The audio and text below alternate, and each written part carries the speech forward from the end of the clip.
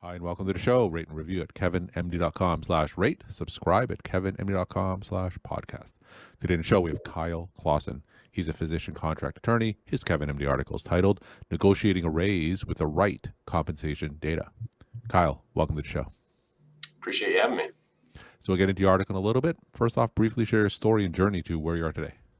Sure. Well, I am the CEO of Resolve and a physician contract attorney. We've been doing that for over a decade now, and it's kind of a unique setting. I'm married to a physician, and Resolve was founded by a physician with the idea of empowering physicians, especially young physicians, as they leave training. There's not a lot of training in the business of medicine, and it's really become a passion of mine. And over the last decade, we've certainly seen a lot of different things, helped a lot of different folks with their contracts and kind of navigating that process. And so it's really a rewarding, career for me to be in, and happy to sit here and chat with you on, some things that hopefully your listeners will pick up on.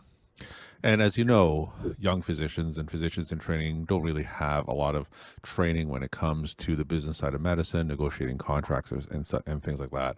So tell us some misperceptions or myths about the physician contract process that you'd like to clear up. Sure. Yeah, I think the biggest myth is that things are non-negotiable. With more and more physicians now, 75% plus of them being employed, the health systems certainly would like to have the same contract for everyone, but we just don't see that being the reality. And I think understanding that, especially as you're coming out of training, folks that have been out in practice and have moved a few times probably are a little more familiar with how that works. But just understanding that you do have leverage, that you are extremely valuable, right? Nothing in the health system happens without physicians. And so once you understand that and knowing kind of that supply and demand component to it, they really should be in a very good spot, as they leave training, which is sometimes unknown, to them as they're coming out. All right, so let's talk about your Kevin MD article titled Negotiating a Raise with the Right Compensation Data. Now, how did this particular article come together? Yeah, the thought behind this is that there's a lot of different data sources that are out there, and a lot of physician contracts will actually reference some of the surveys, right? There's compliance issues, there's Stark that your employer will talk about. And so if you're unfamiliar with MGMA, Sullivan-Cotter, AMGA, the various acronyms that are out there that all benchmark, you're doing yourself a disservice. And that's certainly one of the major components that you should be looking at when you're talking about comp, is understanding what your employer is going to use and making sure you can then verify that data and understand where that data is coming from. But it's not the only source, right, of information. It's none of these things are perfect, right? No data set is perfect. And so we also think it's extremely helpful to have access to what your colleagues may be earning, what their contracts have looked like, which is one of the things that we are extremely passionate about at Resolve, is providing that data, right, and that expertise to you. And then also probably your best data point is just having another job offer, right? It's a live snapshot into the market. You know exactly what the competitor or another institution across town is going to pay at that specific time. And so the idea was, trying to tell them when you negotiate, it's not a one-stop shop, right? You should definitely look at the surveys. You should definitely look at your peers' information, and you should definitely have other offers if you can. And if you do all three of those things, you're going to be much more empowered, much more educated about what's fair and what's not fair, because you don't want to go into a negotiation in bad faith either. I mean, you want to make requests that you can substantiate. And so hopefully that's, something we can kind of dig into here and kind of walk them through that. So you mentioned various data sources, MGMA, Sullivan-Cotter. So why do different hospitals and practices use different sets of data? Why isn't there just one set of data? What are some of the pros and cons about the different data sets?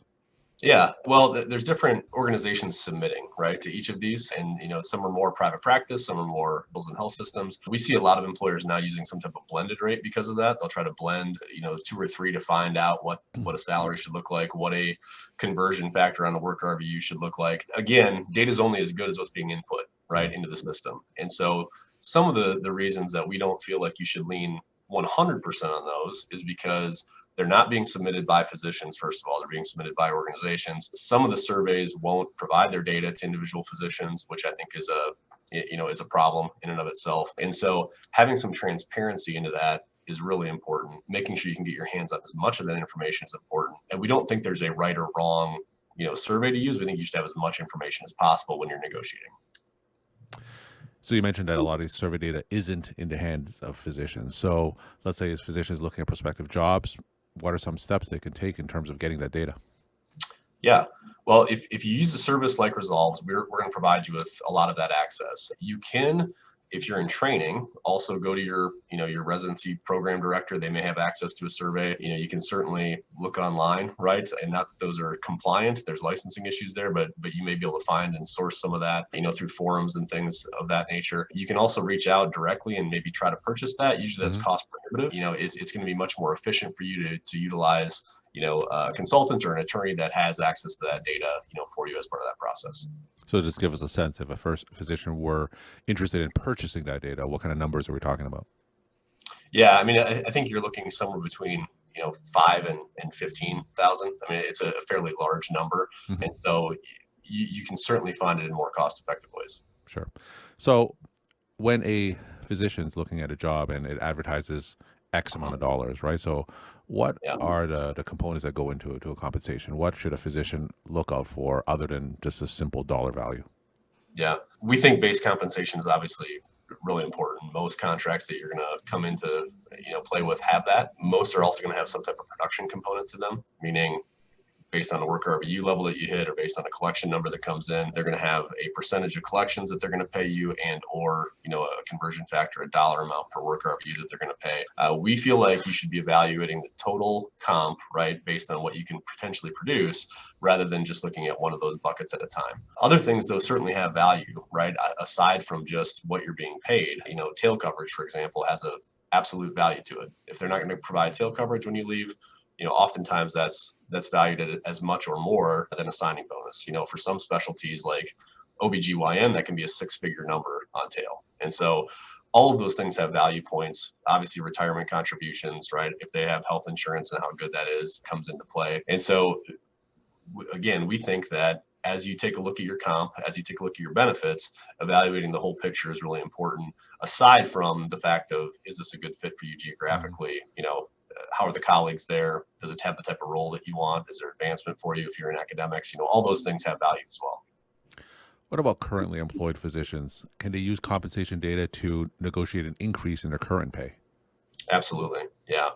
And we know, and you guys all know, that reimbursements change, Mm. right, year over year. CMS comes out with a new fee schedule, every year, and unfortunately, it seems to push downward, generally on physicians. But all of the data sets also renew annually. So MGMA and all the others will show you new values. If the data drops, right, if all of a sudden your specialty is earning less, we often see employers coming to you saying, hey, we can no longer pay at this level, right? Here's your amendment on comp, reimbursements have fallen. However, the inverse of that almost never happens, right? If it Yeah. goes up, they Yeah. they don't come to you saying, "Hey, here's your raise." Yeah. And so you need to constantly be monitoring the market, constantly being paying attention to that data and understanding what it is at this point in time. And so that's one of, again, the reasons to have kind of your eye to the market and understanding what other positions are paying at this point in time, because even the MGMA and other data, it's a year old, right? They're submitting it, 2020 data is the 2021 survey, that type of thing. And so, you can absolutely renegotiate at any time.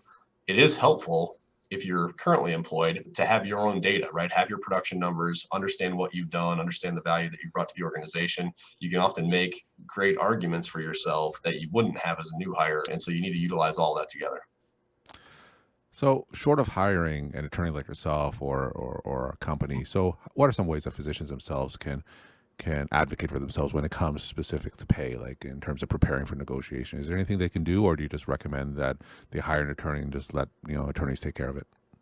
Yeah, I don't think attorneys have to be the voice of the negotiation. I mean, I think depending on your relationship and personality and what you're comfortable with, doing in a conversation, they would always prefer to talk to the physician, right? Yeah. And if you're comfortable having that, I think it's absolutely, within your power to do so, as long as you have the ammunition behind you. You have to know what you're going to talk about. You have to know if they give you a dollar value, where that falls on the scale. And so if you've educated yourself up front, if you've obtained all the data, you're ready, you've got your, kind of fallback positions in place. If they don't give me this, I'm going to ask for this instead. You certainly can have that conversation. You don't need an attorney to do that necessarily. That being said, I often do think it is helpful to have a third party to come back to, because you never have to commit to something. Hmm. If I'm in a negotiation, I can say, well, I need to go check with my client, right? I need to go check with Dr. So-and-so. Versus if you're there on the spot, they're going to want an answer. And sometimes that's uncomfortable for physicians to sit and have those discussions. So tell us some of the biggest mistakes you've seen when it comes to physicians negotiating as it relates to the compensation piece. Yeah, I think the biggest mistake is not understanding production numbers and seeing potentially a high base salary or something that was higher than they anticipated, and not understanding that that comes with a threshold that may be out of line. So Mm. let's say you get an above market offer, maybe it's a 60th or 70th percentile base offer, but the production level is set to the 90th percentile.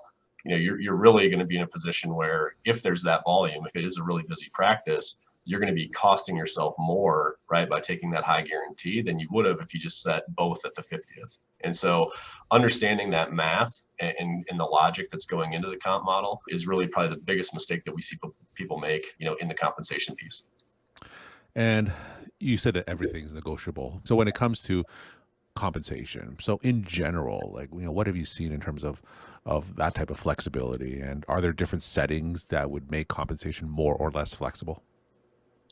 It's if you go back to just basic economics, right? Supply and demand matters, and so there are certain geographies where you're going to have more leverage and less leverage. And so, I always pick on San Diego because people love to live in San Diego, right? If you're going to go to San Diego, you're probably not going to make as much as if you live in the middle of Iowa, right? And so understanding that component before you go in is useful. But we see people move on not only base, we see them move on production thresholds and production multipliers. We see them move on signing bonuses, relocation allowances. Occasionally, if you're in training, right, there's residency stipends that are available where they can actually pay you while you complete training. So there's really not an area that you can't push on. I just think that you need to understand all of the potential payback provisions if you are going to take some of these incentives, some of these unique things that come up. They may be tied to 2, 3, 4 years of service, that type of thing, and so you need to understand that. What about academics versus private practice versus hospital employed? Mhm. Yeah, health systems, hospital employed physicians generally have the deepest pockets, so the guarantees are going to be usually the largest from them. Private practice would be on the opposite end of that, usually lower guarantees, but more upside, right? There's more autonomy there, there's potential ownership there, potential ancillary revenues that you may come into play with. And so I think understanding the value of what ownership in a private practice can give you long term is really the question you need to be asking for yourself, if that's the type of position you want to be in. And then two, how long does it take me to get there, right? So I can try to adequately value that as part of the discussion. And then academics is really an interesting one, because academics has moved a little bit and shifted, and it starts to look more like a hospital employed setting for a lot of physicians. They're not actually in a teaching role. They're not actually doing a lot of research. And so, there are academic components to salary surveys, and usually academics reimburses at lower rates because of those teaching and kind of other components that are there. But if that's not your role, we see a lot of academic facilities actually move closer to the non-academic survey numbers, right? The higher reimbursements, because it's treated, basically like a hospital employed setting. We're talking to Kyle Clausen. He's a physician contract attorney. His Kevin MD article is titled Negotiating a Raise with the Right Compensation Data. So, Kyle, you work for Resolve, which is a national firm. So when looking for an attorney or contract attorney, what are the pros and cons of going with someone like you, the national firm, versus someone local? Yeah, I think two things. One, you want to make sure whoever you're going to work with has experience, right? Meaning it's not something that they do 2, 3, 4, or even 10 times in a year, right? You want them doing hundreds of these so they understand not only what's important for you in that location, but also what the national norms are. Because it's nice to know locally, right, what an institution may or may not do, but it's also just as important to know what your options are, right, outside of that locale. And so that's one of the things that we think is most important about Resolve, is that we can interject and provide you with data from multiple specialties if you need that, right? If you're cardiology and you want to know within the subspecialties which ones are making more and kind of where, that's helpful. But also just geographically, what has this employer specifically done in the past? What is a large system, right? What have they done in other locations? So, HCA, for example, right? What do they do in different regions? All of those things matter when you're talking about negotiating with a contract and negotiating with an administrator that might cover different geographies. And my final question, Kyle, tell us some of your take-home messages that you want to leave with the Kevin MD audience. Yeah, I think my biggest take-home message is there's a lot of discussion right now around transparency, right? Whether it's pay transparency and job postings that they're starting to come out, posting salaries and things like that, whether it's just getting access to the data. I think the thing that I want all physicians to do is know what your value is and understand that whether you hire somebody to help you or not, you need to be armed with the ammunition that you need to know if you're being treated fairly, because health care has turned into very big business, right? Mhm. And you're a major component of that. And so I think you need to be empowered, educate yourself, and ask and negotiate for what you want. Kyle, thank you so much for sharing your time and insight, and thanks again for being on the show. Yeah, you bet. It's my pleasure.